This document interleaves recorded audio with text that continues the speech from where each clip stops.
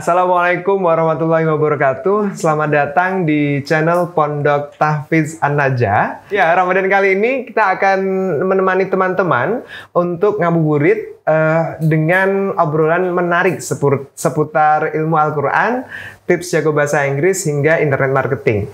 Nah, untuk video kali ini sudah hadir bersama saya salah satu teacher LC yang jago, ya kan? Yaitu Miss Lulu. Halo. Hai Miss Lulu, apa kabar?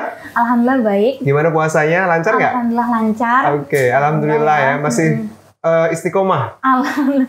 Masih istiqomah sampai selesai. Sampai selesai ya. Oke. Nah, untuk episode kali ini Miss Lulu, kita mau ngomongin tentang TOEFL. Gitu ya. Karena banyak banget teman-teman yang di luar sana masih bingung apa sih TOEFL, kemudian gimana sih persiapan ketika kita mau ngambil tes TOEFL hingga mau ambil di mana, terus harganya berapa. Oke. Ngomong-ngomong tentang TOEFL nih, sebenarnya apa sih TOEFL itu? Ngobrol-ngobrol singkat aja sih. TOEFL itu kalau disingkat ya, biasanya TOEFL stands for Test of English as a Foreign Language. Jadi it means that if you are a foreign people, jadi kalau kita ngerasa bahwa bahasa Inggris itu asing kan ya? Asing nggak menurut Mister? Asing dong. Asing banget asli ya. Asli Indonesia apalagi, juga. Kita kan ngomongnya bukan bahasa Inggris asli, Betul jadi di situ banget. kan we call it foreign bagi kita kayak gitu. Makanya kalau Mister itu pengen tes itu ya berarti kalau mau keluar atau mau apapun yang berkaitan sama bahasa Inggris, of course you have to take this test kayak gitu. Karena it's necessary for you kayak gitu sih. Jadi penting banget sih kayak gitu. Ngomong-ngomong tentang TOEFL juga tuh, so itu tujuannya adalah untuk mengukur kemampuan kita ya, bahasa Inggris kita ya. Banget, ya apa aja sih jenis-jenis TOEFL itu, Miss? Jadi ada 3 jenis ya untuk TOEFL itu sendiri. Yang pertama itu TOEFL IBT, yang kedua PBT, and then ITP. Jadi ada 3 tuh. Mungkin kalau dari kita ngerasanya, kita ambil TOEFL aja kayak gitu kan ya. Tapi kita nggak tahu nih mana sih yang mau diambil kayak gitu kan ya. Kita kadang bingung. Dari situ sebenarnya ada 3 jenis nih teman-teman juga kayak gitu ya. Kalau IBT itu internet based test. Jadi it means that when you want to take IBT kayak gitu, berarti you will get 4 skills. Jadi langsung 4 skill dalam bahasa Inggris itu sendiri, dari listening, reading, writing, sampai speakingnya. Semua jadi langsung skill in a day, sir. Oh my God, in a day. You test in a day kayak gitu. Langsung aja tes dalam sehari. It's around 2 hours more, jadi lebih dari 2 jam biasanya langsung. Untuk yang IBT ya. Kalau yang what about the next one? Kayak yang PBT tadi. Kalau PBT itu ada 4 skill, sir. So the first one is listening, ada structure, dan juga ada reading, dan tambahannya itu ada writing, tapi dalam bentuk test of written expression kayak gitu. Jadi memang ada 4 skill, tapi di situ biasanya lebih ke dipisah. Jadi 3 skill dulu, baru yang terakhir ngambil kayak gitu. What about the last one? The last one itu yang kita kenal sebenarnya, itu yang paling banget kita bilang TOEFL, ambil TOEFL itu sebenarnya yang ITP, sir. So that institutional testing program. Jadi langsung aja kalau mau ambil tes dan itu di institusi tertentu, kayak mungkin di college, di university, atau mungkin di course kayak gitu ke ITP. Dan gitu. Ini juga nih, sir, sebenarnya di LC juga ya, kita promo dikit nih, dari LC juga udah nyediain buat teman-teman kalau mau tes ITP juga bisa kayak gitu sih. Jadi course juga kan. So teman-teman bisa ngambil tes ITP di LC ya. Dan itu memang dari ITS ya kalau nggak salah ya. Jadi langsung semua sistem itu dari ITS. Ini ya langsung dari produknya dia, kayak dia itu adalah perusahaan providernya, langsung dari situ. Makanya if you take this test kayak gitu, you have to wait for around 14, maybe 2 weeks kayak gitu ya. Jadi nunggu 2 minggu untuk dapat hasilnya. Memang langsung dari sananya kayak gitu. Langsung dari officialnya. Wow, that's really great. Aku masih ada ini masih ada pertanyaan lagi. Misalkan kayak itu kan ada ya tes apa sih namanya? Kayak persiapan dulu, prediction namanya. Prediction. Nah, itu apa sih sebenarnya? Apakah juga bisa sertifikatnya juga resmi gitu apa gimana atau beda? Sebenarnya memang banyak banget ya prediction itu di sekitaran kita, bilang TOEFL prediction atau dan lain sebagainya. Kalau TOEFL prediction itu sendiri sebenarnya kalau dari kalau dari tanda tangan atau resminya itu bukan dari ITS, dia cuma semacam tryout gitu loh sir. Jadi ngasih tahu gimana sih sebenarnya TOEFL itu sendiri kayak gitu. Jadi untuk prediction itu gimana ya, saya nggak yakin itu bakal diterima di tempat-tempat yang resmi dia butuh TOEFL kayak karena gitu. Karena hanya sebatas prediksi. Sebatas prediksi kira-kira misternya kalau ngambil yang asli nilainya segitu nggak sih kayak gitu. Belum tentu sih, juga. Belum tentu juga sih kayak gitu. Nah mungkin spesifik coba kita fokus ke yang ITP kali ya, karena kan itu yang paling banyak beredar ya. Iya bener banget. Nah ada apa aja sih yang kalau yang dites di ITP itu apa aja Miss? Oke, saya bawa ini dokumennya gitu kan sekalian ya. Kita ngobrol aja sekalian ini. Alright. Jadi di sini kemarin ini udah 2 tahun lalu sih sir ya. Oh iya, tapi itu masa berlakunya ya teman-teman ya. Jadi 2 tahun. Ini masih berlaku nggak tuh? Masih dong sir, aduh gimana ya. Kayak gitu. Jadi masih berlaku banget untuk yang bagian ini. Jadi ada 3 jenis nih kayak gitu. Nanti teman-teman bakal dapat sertifikatnya kayak gitu. Ini adalah sertifikatnya kayak gitu ya. Duh nilai saya harus dibaik ini tahun ini kayak gitu. Untungnya tahun ini ngambil saya. Iya ya. Kayak gitu. Jadi ada 3 jenis mister kayak gitu. Apa aja tuh? Untuk jenis sertifikatnya ya, memang ada 3 jenis lah. Di sini ada gold, ada silver, ada bronze. Ada grading di situ. Iya, gradingnya semacam berdasarkan nilainya mister kayak gitu lah. Nanti dikasih tahu tuh kayak gitu.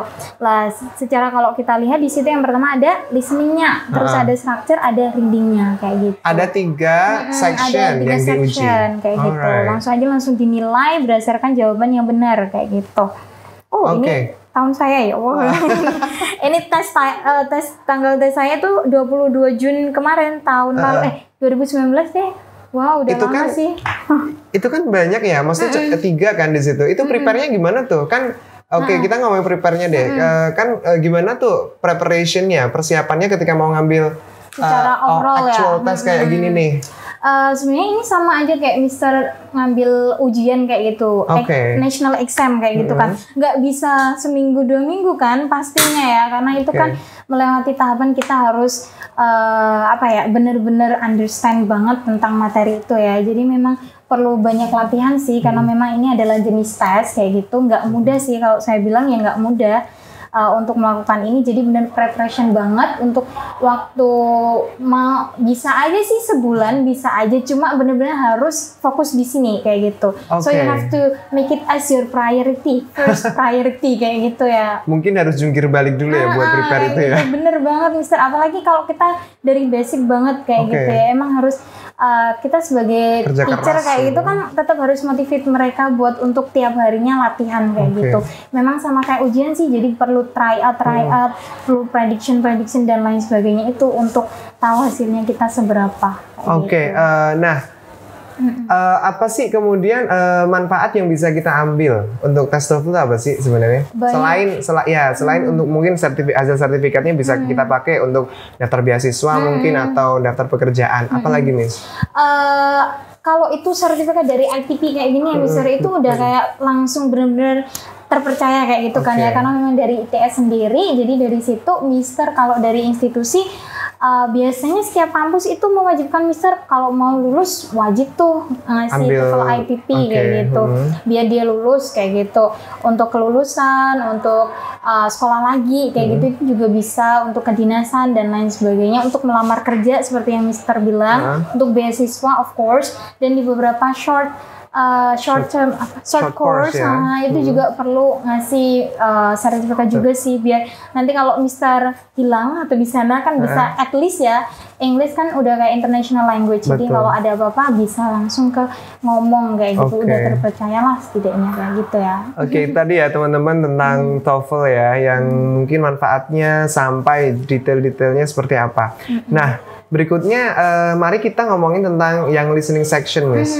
Kan kalau tadi yang seperti Miss Lulu bilang itu kan ada 3 skillnya kan, 3 section yang dibahas ya, listening, kemudian error analysis, sama satunya adalah tentang reading. Nah, untuk listening sendiri itu jenis-jenis soalnya seperti apa, Miss? Kalau listening sendiri itu ada 3 part, Mister. Jadi part A, B, sama C sih mereka nyebutnya. Kalau part A, it's mostly about dialogue.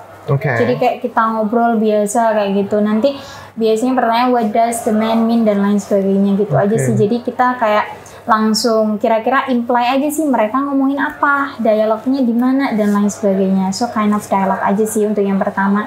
Terus yang kedua nanti itu lebih ke dialog lebih panjang kayak gitu. Oh dialog tapi lebih panjang. Jadi lebih panjang. Karena kan di sini ITP relates to education ya. Jadi nanti pasti kebanyakan backgroundnya itu relate to education kayak gitu. Jadi untuk soalnya tentang ngomongin tugas, ngomongin tentang buku yang deadline dan lain sebagainya, esai dan lain sebagainya. Jadi karena memang di situ fokusnya ke pendidikan itu sih. Akademik ya. Akademik itu sih. What about the part C? What is it about? And then the part C, I think this one is you have to struggle more with this one. Kenapa? Karena itu monolog sir. Jadi kayak kita dengerin kayak gitu. Jadi, bahasa Inggris ya? Of course ya, di bahasa Inggris terus kita panjang nggak tuh? Panjang banget. Oh my God. Jadi berapa menit mungkin ya sekitar 1 menit lebih sih. Cuma kalau kita dengerin orang yang kita nggak tahu kayak kita belum paham itu kan kita kayak bosen kayak gitu. Makanya memang harus prepare banget sih di listening juga. Semua skill harus prepare banget. Memang ada 3 itu dan benar-benar dipersiapkan. Dan untuk listening berarti harus sering-sering ini ya dengerin dong. Itu dengerin apa dulu kayak dengerin gitu. Bahasa Inggris. Kan kadang kalau kita bilangnya gini ya Sir ya udah aku dengerin lagu aja kayak gitu kan ya. Itu efektif gak sih sebenarnya? Kalau saya bilang enggak kayak gitu. Kalau untuk persiapan TOEFL nggak efektif? Enggak, bener-bener belum seefektif yang bener-bener ke TOEFL. Kenapa sih? Karena as I said before, it's academic kayak gitu ya. Jadi di situ bayangin aja misalnya seumpama mau ngerjain ujian, tapi yang didengarkan percakapan orang-orang biasa kayak gitu kan beda ya. Nggak sesuai ya. Jadi emang harus ke akademik sih, at least ya mungkin lebih ke speech kayak gitu. Biasanya kalau saya mungkin bisa ya ke berbagai sumber sih, British Council dan lain sebagainya itu bisa. Intinya yang akademik sih, akademik banget. Kalau song mungkin belum lah ya, maksudnya jangan song dulu kayak gitu ya. Berarti lebih ke kayak tadi yang dibilang dulu kayak speech atau mungkin kayak berita-berita tapi bahasa Inggris gitu ya. Tapi kalau mau biasa aja, aku pengen dengerin biasa aja, nggak buat TOEFL, listening lagu aja nggak apa-apa sih. Untuk sebagai side, biasanya kan kita kalau mau melakukan sesuatu harus suka dulu ya. Benar. Start with the song first, it's okay. That's gonna be okay. Nah, mungkin itu kan tadi ada part A, B, C kayak gitu. Jumlah total apa sih? Soalnya berapa sih? Soalnya itu ada 50 Sir kalau listening. Jadi kalau listening itu ada 50. Kalau dialognya tadi yang part A itu 1 sampai 30. Lumayan ya, kayak kita dengerin dialog 30 kayak gitu ya. Terus yang kedua yang untuk part B itu sekitar 8 sampai 12 kayak gitu. Dan satunya itu ya sisanya itu monolog yang panjang itu. Oke teman-teman, mungkin cukup sekian untuk podcast kali ini bersama Miss Lulu. Terima kasih atas kehadirannya Miss. Ya, buat teman-teman yang semakin penasaran dan ingin tahu dan memperdalam belajar Al-Quran atau menghafal Al-Quran ya, bahasa Inggris sekaligus internet marketing, kepoin aja di website kami di annajah.co.id atau di nomor di bawah ini. Terus teman-teman, usai video kali ini akan ada sebuah kuis, teman-teman bisa menjawabnya melalui komentar YouTube dan akan diumumkan siapa pemenangnya melalui Instagram @pondohtafizannajah. Demikian, sampai jumpa dan wassalamualaikum warahmatullahi wabarakatuh.